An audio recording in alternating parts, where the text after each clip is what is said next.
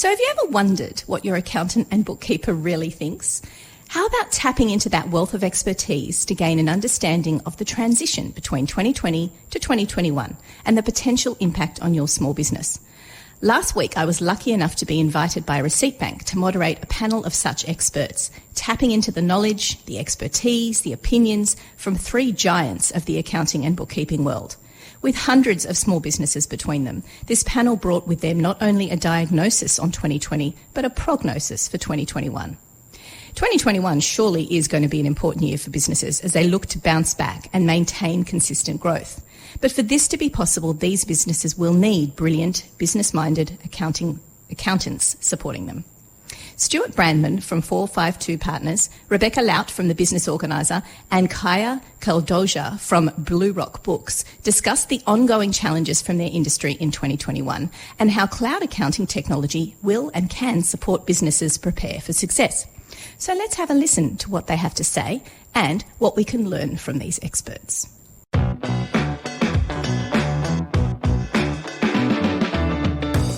Welcome to Small Biz Matters with Alexi Boyd.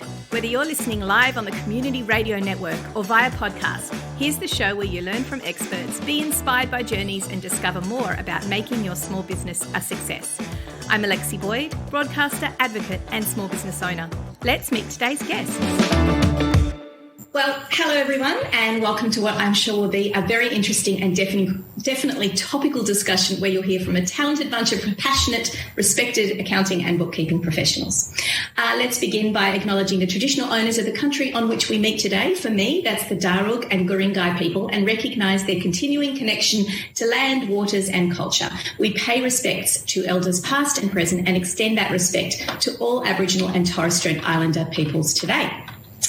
So who are we hearing from today? We're hearing from your peers, experienced industry experts here to share their 2020 journey, what a journey it was, and how it will shape 2021 and beyond. What did the upheaval mean for their practice, their clients, and crucially, what role did a cloud technology implementation play in that change?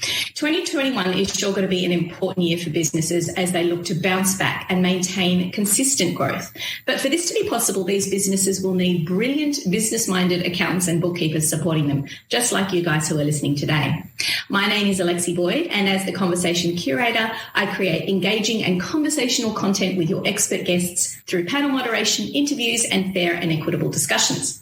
Now, before we get into this great discussion, let's first cover housekeeping. There'll be an opportunity to ask expert panel questions on their experience in the industry so far and what tech they've used to get them ahead of the game.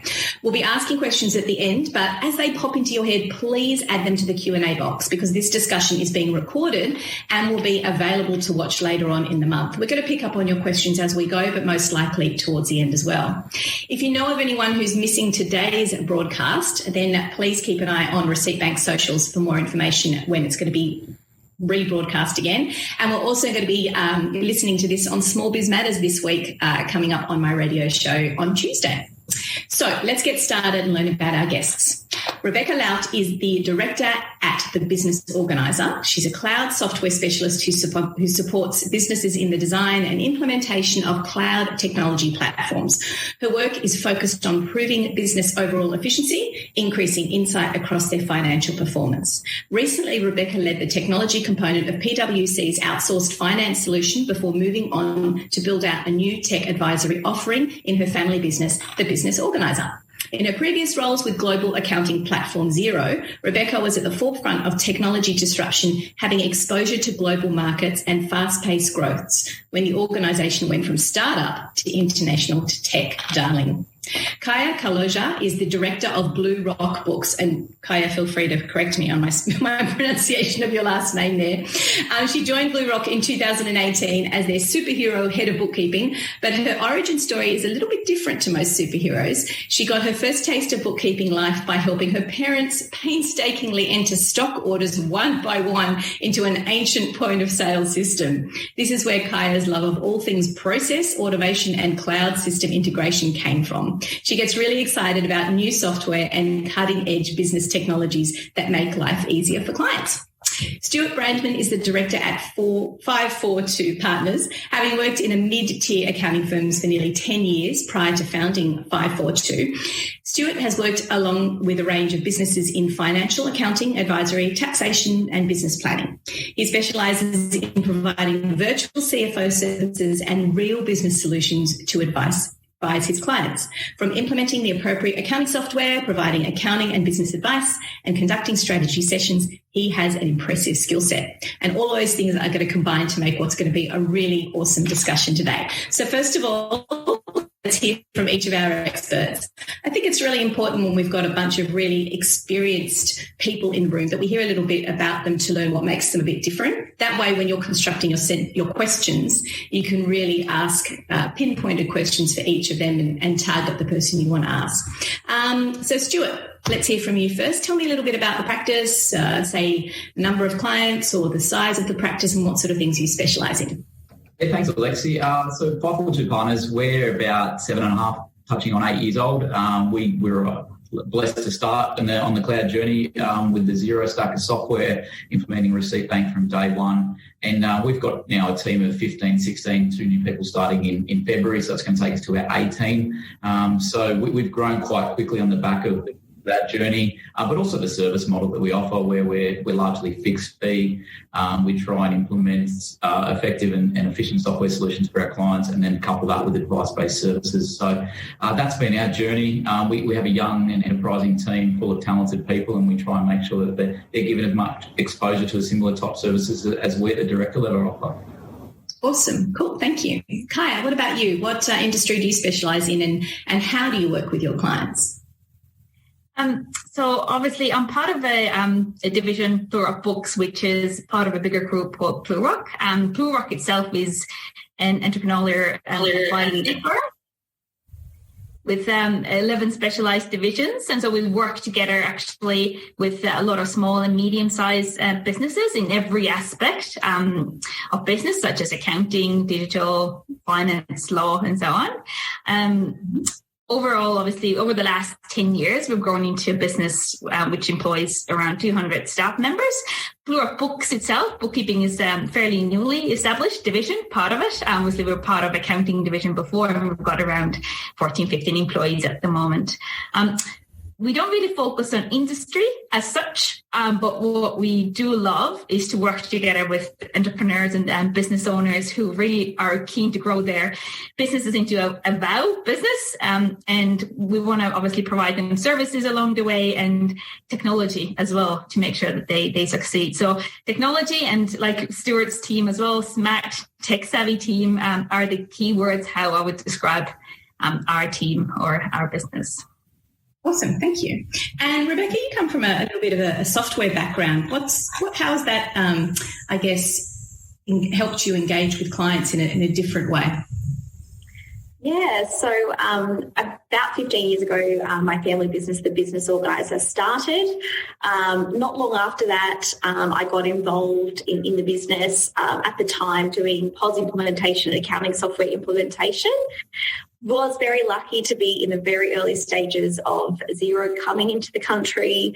And then not long after, I got asked to join the Xero team. And I spent many years talking to bookkeepers and accountants about the journey to the cloud. I was also lucky enough to go to the UK and understand a little bit what the global aspect of cloud accounting was changing in regards to the way that advisors were working with clients.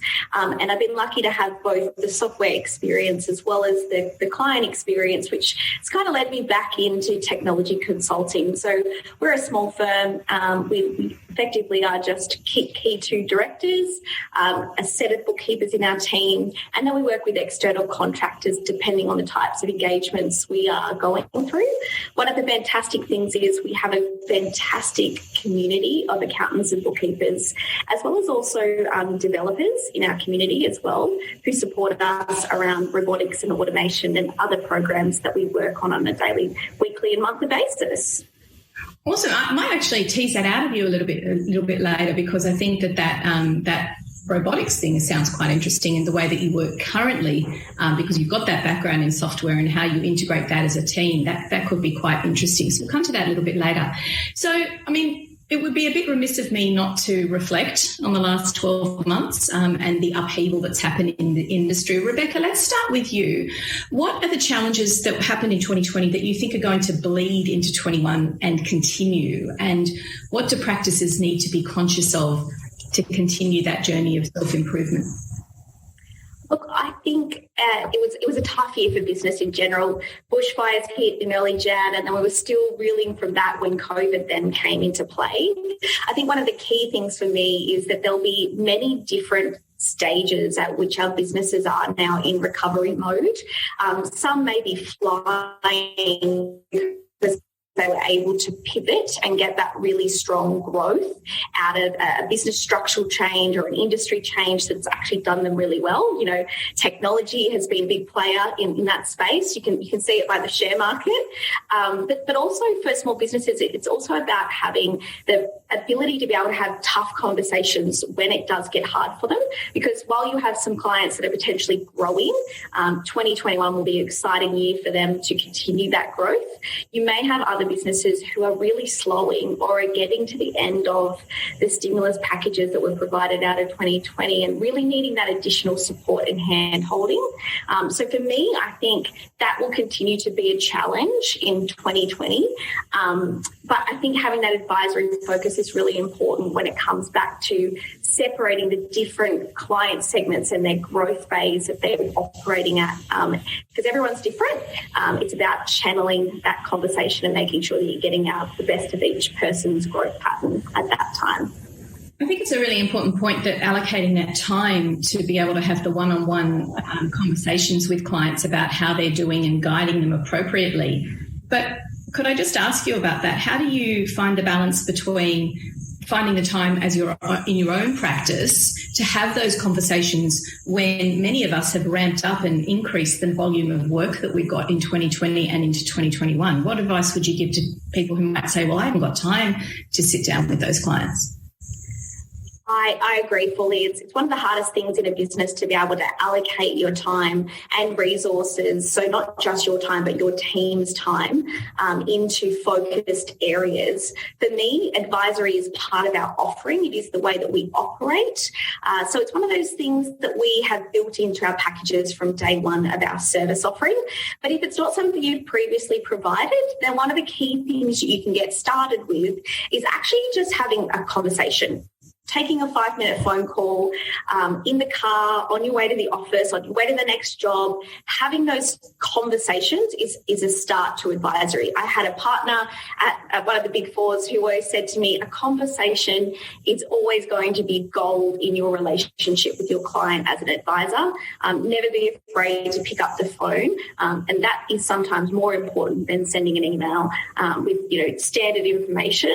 Being able to have that conversation can sometimes cut through when, that growth and trajectory is so important to businesses at a really tough time. Not only are they experiencing tough times in their business or in their professional world, they also have things going on personally. Obviously, COVID has put borders up. It's put restrictions on families and other personal situations as well. So it's about being there for them and actually, a 5-minute conversation when you're in the car onto your next thing.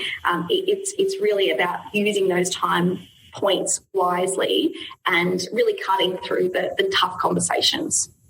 Yeah, and I think it's the same for any business. We would all say that our long-term clients, the ones who have been with us for the longest or been the best clients, are the ones you've got that connection with. And you're right, it doesn't start without a connection or a conversation, building it from there. Stuart, I want to talk to you about another thing that would be remiss of me mentioning, which is massive changes to legislation, for example, that's affected the industry. Talk to me about your experience with the stimulus, the impact that it's had on clients and practices and how that's going to feed into 2021. Yeah, look, I think similar to how Rebecca's eloquently described the impact it had on our businesses, our clients' businesses. The impact it had on the profession as a whole, I don't think can be understated. The toll, the taxing toll it put on accountants and bookkeepers, particularly in late March and early April, as everyone sort of grappled with the concept of firstly a pandemic, but secondly the government's response to it, which came in patches and sort of information dribs and drabs. I think what I personally found was one of the most difficult challenges was being put in a position where basically as the advisor, you didn't necessarily have all the answers. And I would say that's an unusual position. I think most of the time our clients seek information or advice from us and we do have that. Or if we don't have it to hand, we can generally research and find that answer relatively quickly. And we're not under the time pressures that, say, COVID provided. Here we were put in a situation where within a matter of days, it felt like maybe a week, the whole economy had shifted on its head. Businesses were being forced to shut down and there was talk of stimulus, there was talk of relief, but, it was unclear as to what form and shape that would take. And obviously as things became a little bit clearer, it was still always done via announcements or press conferences, and legislation was then to follow.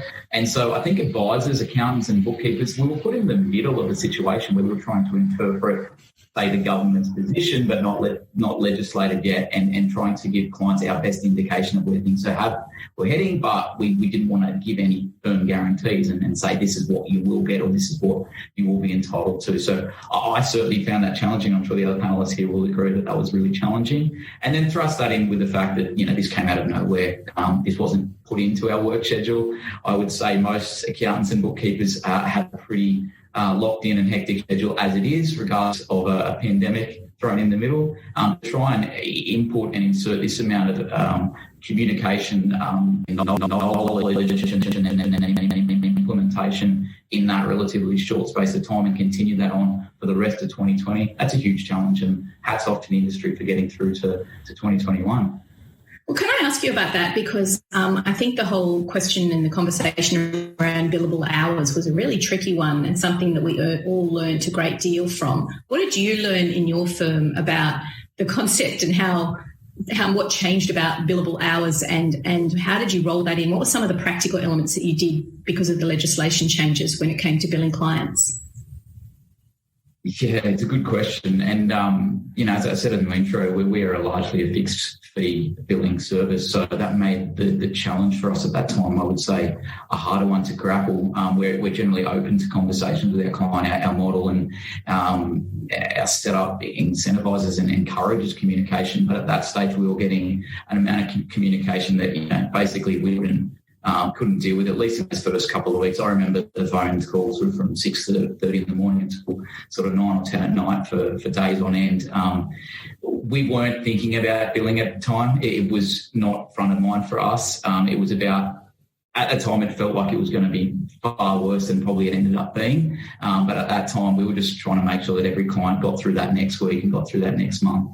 The billing side of things came a bit later on when we could see that there was a ongoing service as part of JobKeeper for those that were eligible. So we managed to commoditise that down the track and offer a service for JobKeeper, ongoing administration, let's say. But outside of that, it certainly wasn't a billing exercise for us. But on the flip side, it probably engaged us with our clients more than we've ever been. I mean, we've gone from having communications that might have been, monthly or bi-monthly or whatever it might have been to, every week or every second day. And whilst the taxing toll on that time was felt on us, it converted our relationships with our clients and such. We've managed to pick up a lot more ongoing advice work on the back of that because they can see the value of interacting with us and our team, and I'm sure most other bookkeepers and accountants that have got their clients through this. Yeah, and it's absolutely been a growth phase for all of us in that regard, hasn't it? Kai, I wanted to ask you, because you're very passionate about technology and how technology can assist in times like this. Again, you having gone through a really massive change in 2020 as a practice. So what did you do in terms of technology implementation? Did you change anything? Did you just refocus your efforts and nail down your processes and procedures? What did you do in 2020 that was different? Well, overall, like Stuart and Rebecca already mentioned, the whole focus of last year was advisory, and that keyword has kind of run through years before, but the really importance of it last year proved. So our number one focus for last year was to make time for it. Like Stuart says, we're operating in a busy enough environment, and the only way to actually make time to give that valuable advisory service is to implement technology for like more simple traditional tasks, which will obviously leave our time for services that machines can't do or technology can't do, such as sharing insight between what are the JobKeeper regulations, or make it really clear and simple for the clients to understand, because there's so much information out there. That simple phone call, like Rebecca mentioned as well, that was invaluable for clients and Stuart as well. So I guess the biggest challenge for us was, and we obviously already had implemented a lot of technology already, was to make sure that we find the best technological solutions out there, and even streamline or implement it as soon as possible and streamline our workflow even more than that. So I guess with the internal workflow planning solutions, we had them already set up, so that was great. And our shift to remote working was quite easy thanks to that. Even the year before, we had our email management streamlined, which means that we didn't have to spend too much time. Emails take a lot of our time as well. And like all of our compliance lists and task managers were set up in Asana and Trello and so on, so we could actually have a full overview of how things were going. But I guess the new addition for us was Xavier, one of the tools, Xavier Analytics, and not just to obviously improve the quality of work that we did, but again, get some internal efficiencies within the team. So for instance, it provides this overview analytical numbers of clients' average transaction volume. Like you mentioned about pricing of billable hours and so on, we're on fixed fee as well. We had to do a lot of changes on the pricing because we couldn't continue on charging the same amount of fees for our clients who had really suffered on COVID. So Xavier, for instance, actually gave us an average transaction volume for the last month, and we could really fast change our pricing structure for them. So that was something that really helped us to gain some internal efficiencies and not focus on doing that manual task as much as, and give a little bit more focus on advisory. So in amongst all the changes, the craziness that was 2020, you actually took what would be, I imagine, quite a large, it has quite a big impact, something like Xavier. When you were implementing it, because of 2020, did you do it faster? Did you follow the same process for technology implementation, or did it change your process to get it into your firm, is what I'm asking? Yeah. Well, overall, what I like about nowadays technology, and especially the marketplace that is targeting small, medium-sized businesses, that all those technology developers, they have one keyword in mind, which is simple. So it means that the implementation itself should really be simple. It doesn't need a 10-page manual how to set it up and how to actually start using it. So it obviously requires a little bit of research to make sure it's the right software for you or the right tool for you. But once you have it all set up and running, it is just the matter of using it. So with the technology that we didn't have, or with Xavier in particular, the tool itself is already built so simple that with the implementation itself didn't take too much of our day-to-day time, and we didn't have to stop lodging passes for it. So it was definitely giving us efficiencies and not that much investment in time.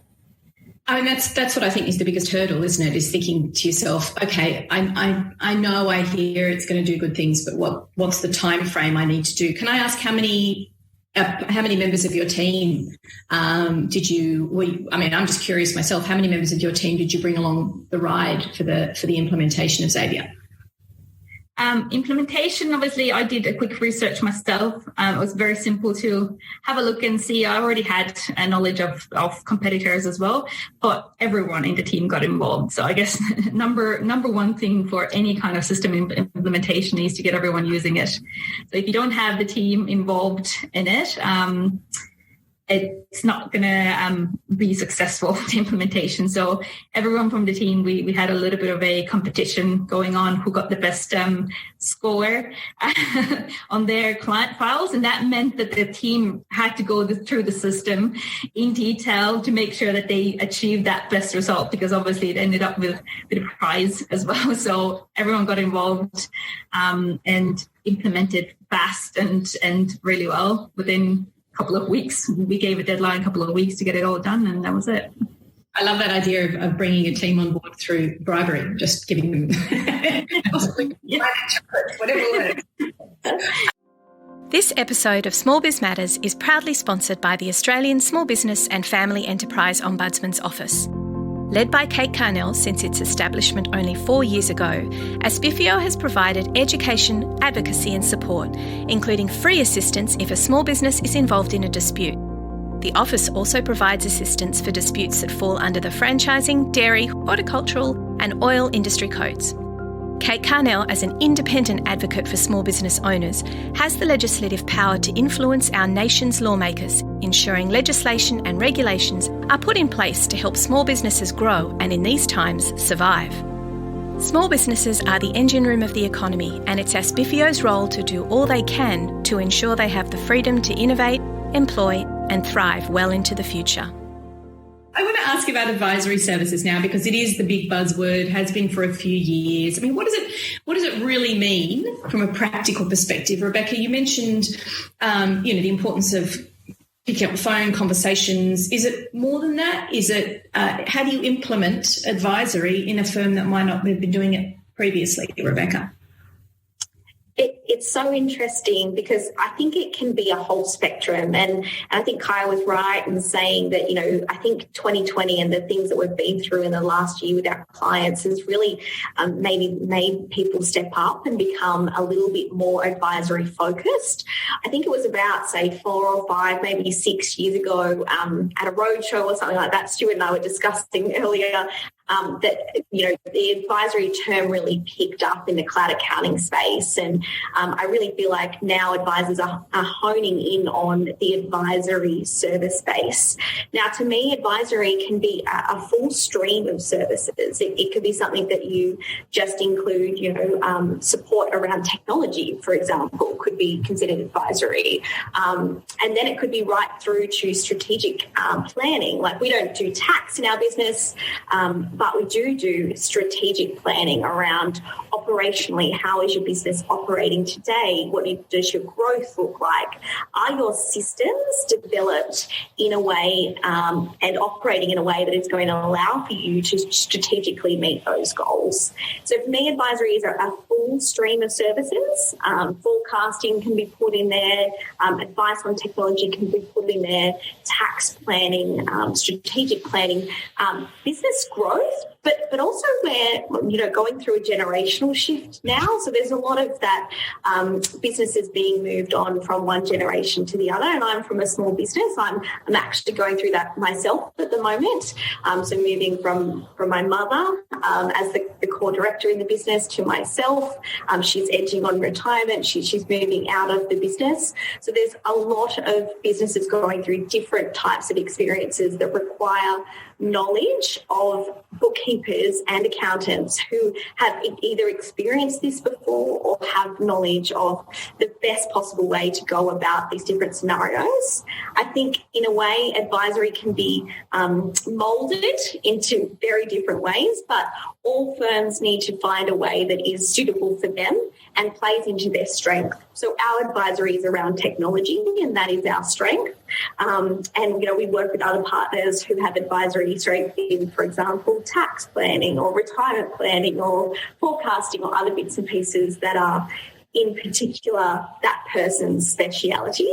I think a client or a business comes to an advisor for advice because they're in a pickle or they're just not quite sure where to source that information. And a lot of the time we can provide that information and be the source of advisory. So really, I think it's Sorry, that's what you meant earlier when you talked about working with contractors and kind of partnering with other platforms or programs. Right, okay. Yeah, so we, yes, we are a bookkeeping firm at heart, and yes, we still do provide VAS services, but predominantly we're in the technology space now, so providing design and implementation of technology.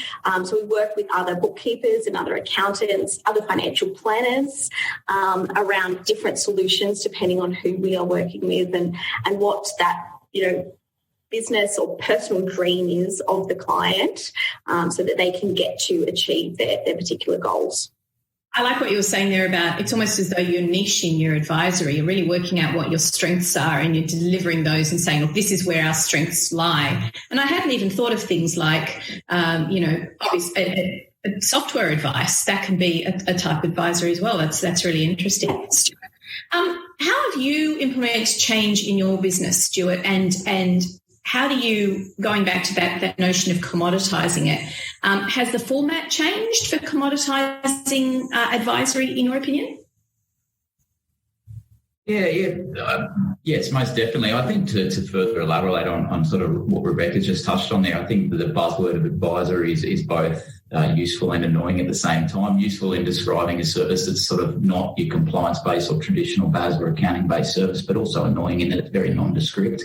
Advice can mean a whole bunch of different things to different people and can be delivered in a whole bunch of different modes or formats. And this notion that advice is new is probably mischaracterising the nature of what accountants have done. I think it's just the delivery of advice that's changed. I think certainly more commonly the term advisory services is about how you commoditise or monetise a service where you do provide advice regularly, routinely, and how do you charge for that. And I think coupled with that is the method in which you use to deliver that service and what technology help implement and process drive the advice service. So I think from that perspective, the industry is coming a long way in recent years through the advent of different technologies to deliver the services. I mean, just a simplistic example, we're on a webinar right now. It's probably one of the more common, if not the most common, modes of delivering our advice now in the COVID world. Just by the new factor of having things like Zoom, by having things like online software, cloud-based software, we're in a position now where we can deliver a service that we never would have been able to deliver, say, 10 years ago. And so then trying to work out, well, how do we deliver an advice-based service? And that, to us and in our firm, it's really about understanding a technology suite that will support the person at the end of the day that will deliver advice, because really advice is only as good as it's. So it relies on someone having the know-how, the skills and the communication ability to interpret, analyse and basically understand data that's relevant to a client's needs. And so keeping your technology stack, I think, really lean and limited to what you do need actually helps you deliver a better service. Yes, you could have 15 or 20 different apps to represent something graphically or to produce a forecast or whatever it might be. But at the end of the day, you want something that supports you as the individual that's delivering the communication, explain, extrapolate, diagram, whatever you want to call it, the information that's trying to be digested by your client. And so I think from our firm's perspective, we try to pick our core stack of technology software that we stick with, and only really bringing in external software outside of that if it's really relevant to the client's circumstances. I think that's meant that we know what we're doing, we do it well, and we're really good at sort of replicating that over and over. So it sounds to me what you're saying is that the technology is the foundation of almost a foundation of advisory, but you need to make sure you really know applications that are going to support your clients in their journey and know the client as well. But do you think that's where the evolution of advisory is happening, that it's becoming more and more about how to teach the clients how to utilise the software? I think that's part of it. I think the advisor, the person that's delivering the service, also needs to know how to use the software intuitively. I think there's nothing worse than seeing sort of repetitive printouts from reports from software that really are generated over and over and routinely. I think it's about being able to provide something that's different in the market, that's unique to both the industry and the client specific. Because I think the more this service becomes commoditised and monetised amongst the industry, the easier it's going to be to sort of say, hang on, you're just producing another report that someone else has produced. I think it's important that the technology is there to, as I said, enhance or articulate your points. But really it's about how you end up communicating that and making sure that your advice, as closely as possible, can be tailored to your client's needs. Yeah, it still comes down to what your client needs, and you're not sort of regurgitating reports that look the same for everyone and just trying to explain it to them when it's not really tailored to that specific client. Just to add to that, Alexi, I think as well, the industry's gone a long path of trying to, as much as possible, automate and commoditise the compliance services into some sort of efficient process. I think where we got caught out is going to try and do that too far on the advice-based service and not appreciating that advice is by its very nature tailored to a client. Yeah. We've had an excellent question come into the chat, actually. Liam's asked, outside of Xero, what's the most utilised software in your firm? And I think that's tying in quite nicely to what we're talking about. I'll come back to Stuart and Rebecca in a moment, but Kaya, let's just talk a little bit about that advisory implementation and the software that you utilise. What's the most utilised software in your firm, apart from Xero? It's a really good one, actually. Because I was just thinking about what would be number one that I couldn't live without. And I guess I'm going against Stuart in that regard, that I've got so many different software tools set up for myself and for the team that I find that everything is useful in a certain way. But I think number one thing with any kind of software technology solution to look into is what is taking majority of the time. And now how could you actually reduce that time by 50%, for instance. So number one thing, I guess, let's say that if you're still processing something manually or doing your client's bills processing and you're doing that all manually, it's taking majority of the day, just implement ReceiptBank and get over with that. If you are spending a lot of time with business development, sending out proposals, quotes, and obviously your role is different, then think of a solution that will help you with that, which I mentioned earlier as well, was Xavier. That was something that I do day to day, and that helped save my time. Or, for instance, Quilla is another software tool that we use for proposals, just because we do all those proposals, and if they don't look nice, it might be that your client's not going to accept it because, it just looks average, whereas Quilla kind of makes it look really, really nice. So all the work that you put into to actually get it out might result in a new client. So there's a lot out there. I think the number one focus should be what is taking majority of the time, and make sure that you implement some sort of tool for that. And so from a practical perspective, would you say getting all of your staff and everybody to actually notate their time and what they're spending the most time on, analysing that and then finding a solution? That's actually exactly what we do, to be honest. So we do, if we don't have an overview of what we spend our time on, which we do track all our time recordings and everything. And that's part of, even though we have the same fixed fee proposal and everything, if we don't really know what we are lagging behind or going over time, then we can't really target that issue or make it more efficient. So I guess one of the key things for a lot of bookkeeping practices and accounting practices as well is to have a good workflow planning system and time recording. Could I ask you what do you use for timekeeping and what do you use for workflow? Because I think that's probably a next question that might come out of the chat. Yeah, sure. So technically the same thing. We use Workflow Max, which is Practice Manager. I think the Xero software as well. So that can be all automated and set up in recurring jobs and everything. And obviously on a task level, we actually record time. And once you get that on hand, you know that you're processing sales invoices, takes you that amount of time, or bills, exactly. Like client communication, that's something that we, same way as Rebecca, we actually allocate time for it, making sure that's our key thing actually that we help our clients with. So to see if that takes a lot of time, well, we're happy to actually spend that time on it because, like I said, it's a value-added service rather than typing in numbers on a bill, which is not really that smart. Yeah, and for the actual time, to quantify the time you're spending on things, is there a piece of software that you use, or is it rolled into Workflow Max? Yeah, so the actual time recording system is the Workflow Max, and all our workflow as such is in there as well, what we're working on. Obviously do have an additional software where we have all our tasks and compliance lists to make sure that I've got a good overview of what's going on and no one really misses anything, because we know everyone has 50 to how many ever clients we've got to manage in your practice, and you can easily forget a superannuation payment if you haven't marked it off as done. So we use Asana for it. Trello is another system that could be used, and you can automate that and have that popping up every single month or every single quarter, making sure that client has a correct tab assigned to it saying hasn't been paid, so you don't really miss a thing. Same thing, obviously very efficient and good overview for whoever's actually managing the practice as well. Yeah, I mean, it's interesting to hear all the different apps and how they overlap or how they complement one another and how you're actually using it in a practical way. So thank you for sharing that. Some good insider knowledge. Let's go to the implementation of tech. And I want to bring in the conversation about advisory as well. Let's just go to you, Rebecca. I mean, you're listening as the owner of a smaller firm. So what do you suggest to smaller firms who may not have, the people power to be able to implement research, look at doing tech, factor that time in, and all the people power that comes with, implementing new tech? What would you do if you're a smaller firm and you need to try something new?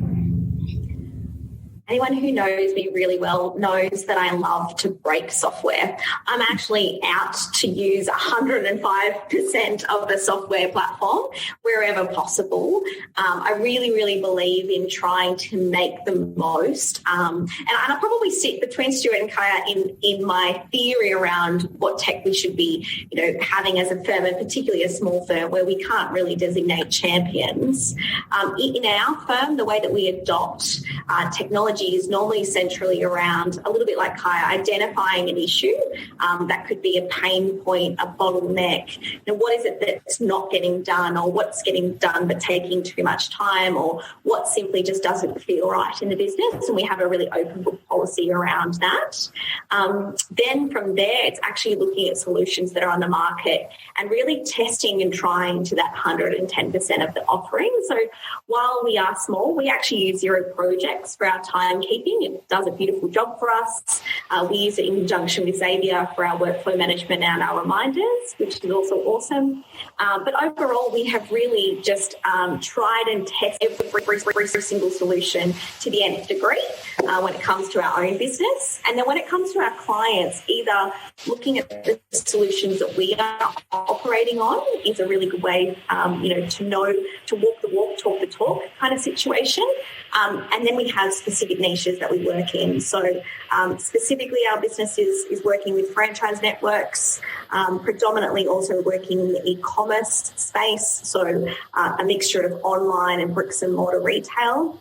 And then also working in the professional space, so working with legal practitioners as well. So we've kind of got a niche in those software where we have a broad spectrum understanding of what the offerings are in the market, and then we can pick and choose when we go through our deep dive with each of our clients when we're looking at a software recommendation piece in particular. So I'm curious to know, did you break ReceiptBank and Xavier, and if so, how?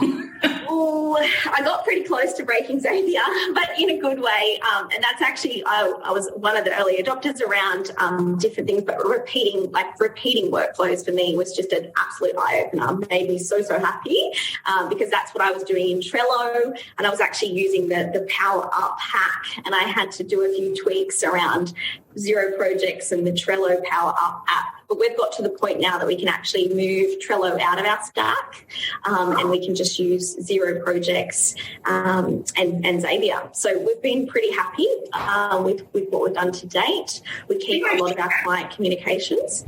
But you're bringing down the numbers of apps because it's almost a replication process. Correct. Yeah, and it's not always 100% going to be the case. For me, I still love certain things about Trello. I still keep my shopping list in Trello and things like that for home. But one of the key things for me is about, every time you have to open up an app and log into another app, it's one more thing that you're adding into your day. So we've really kind of hacked the client section, and we keep all of our notes and records and information in there. A lot lot of our data previously was kept in Trello, and it's been moved across. So I think for me, it might not be suitable for everyone, but you kind of sometimes it's better taking a 10% hit in one software and just trying to work with it than to try and go and have a whole other software that, does something similar, maybe better and probably better in most circumstances, but it's maybe not facilitating the whole scenario that you're looking at a solution for. And we find it all the time with clients. They come to us and they've got 17 different systems, and we, have to go, no, let's refine it down. Let's think about what's really important to you, because technology is a fantastic tool and resource in a business, but it can also be incredibly distracting. And you just don't want the distraction to take over, the benefits of using technology in the business. Yeah, it's such a good point. Of course, all of our brains went to Facebook and to Twitter. But yeah, and what are the benefits versus the distractions? It's really important, because you can get sort of boggled down in the making it look pretty and making it work, just tweaking a few different pieces, and before you know it, 2 hours is gone. Yeah. But I like the idea of breaking something. I like the idea of pushing it to the extreme, and that is part of your process when implementing a piece of tech. Yeah, for sure. And I'm one. I can't say that I don't do it with similar software, because I use Loom and I use Snagit, but I use them for different things in my world, and I keep them separate. I feel like they've got separate use cases. So there'll be sometimes you use one and sometimes you won't use the other. But yeah, for me, I think you just got to try and break it, and then work out, is it worth having that second tool to support the need in the business. And for the people who are listening who don't know what Loom and Snagit mean, what are the two tools? What are you using for? So our business, we do a lot of support, remote support particularly, a lot of email-based, got a quick question type stuff. And we find the best way to communicate with our clients is through video. So rather than writing out a long email or sending through instructions or other bits and pieces, actually logging into a software solution, recording our screen, recording our voice, talking them through the issue. Both software solutions work in the space of video recording. For Loom, great for short videos. I love it because it connects through my Gmail and I send it straight out. But we also have an educational series that we produce for our franchise businesses, whereby we're doing long format video, which Loom is just not suitable for. So both solutions are effectively for recording videos on your computer. Awesome. Okay, thanks for that. Stuart, I want to know about how you implement tech, but also with thinking about the changes and advisory space and what's all happened in the last 12 months. Has it changed your approach to tech and the way that you implement it in your firm and for your clients? The 12 months hasn't. Yes, it's been harder to find the time, but if anything, it's probably driven us to just continue further to go down the technology path. Obviously, having been set up on the right technologies got us through this last 12 months.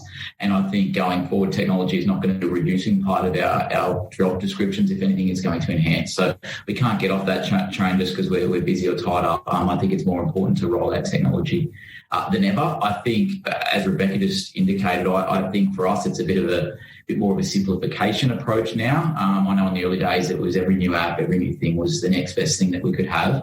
And I think as we've grown as a firm in both the size of our clients and the size of our staff, we've learned that there's some inherent efficiencies by simplifying the stack where possible. I think if I look back to our early days when there was sort of only 3 or 4 of us, it was much easier to go, yeah, this is the new app, let's implement it, have a quick chat, and let's all run with it. When you're starting to roll out new technology for a team of 10, 15, 20, 25, 50, 100, it becomes a much harder exercise to say, A, why are we doing this? What's the reason for the change? B, how does it interact with the other technology we use? How does it interact with my job as a day-to-day person? And then you're also dealing with different personalities, different people, potentially in different age brackets, different locations that will have challenges to new technology. So for us, it's about getting that healthy balance between always looking for emerging technology, but keeping it within a sort of a rounded technology stack that's, I guess, complementary with each other without becoming a distraction, as Rebecca indicated. In terms of implementation, we've always taken the approach of a champion or champion team. I think, again, due to the size that we're getting to now, it's impossible to have, for us, 15 or 18 people use software from the scratch to test it. We try and get a core group of 4 or 5 people so that any one person is not overloaded with a new piece of technology at any given time, given we're probably running 3, 4, 5, 6 different rollouts at any given time of the year. That spreads the load around for everyone, allows those core people to have enough test data to give feedback, and also to get a critical mass to say, hey, yep, this is the right decision, let's all get on board with it. Well, thank you so much, everyone, for joining us for that fantastic ReceiptBank panel. We've run out of time here on Triple H 100.1 FM, but remember, you can listen to that in full via the ReceiptBank website. Keep an eye on that if you are in the accounting and bookkeeping world. I highly recommend to listening to that interview in full. There's some great gems. But we've run out of time here at Triple H. I want to thank you very much for joining me here on this public holiday, 26th of January 2021. And I look forward to another great guest next week here on Small Biz Matters. Remember, if you've missed any of today's show, you can, of course, catch up via the app. Well, I don't have an app. Via the website, smallbizmatters.com.au. Or you can catch up via iTunes and Spotify, where you can listen to over 190 podcasts in full that are there to help you grow your business and educate you in your small business journey. My name's been Alexi Boyd. I'll see you all next week. This week's episode was proudly broadcast from Triple H Studios in Sydney, Australia, and sponsored by the Office of the Australian Small Business and Family Enterprise Ombudsman. If you've enjoyed listening, go ahead and give us some thank you stars on your podcasting platform. It would be much appreciated. Then head to the Small Biz Matters website, where you can listen to over 170 episodes, read more about our speakers, and find out how to become a media partner. See you all next time.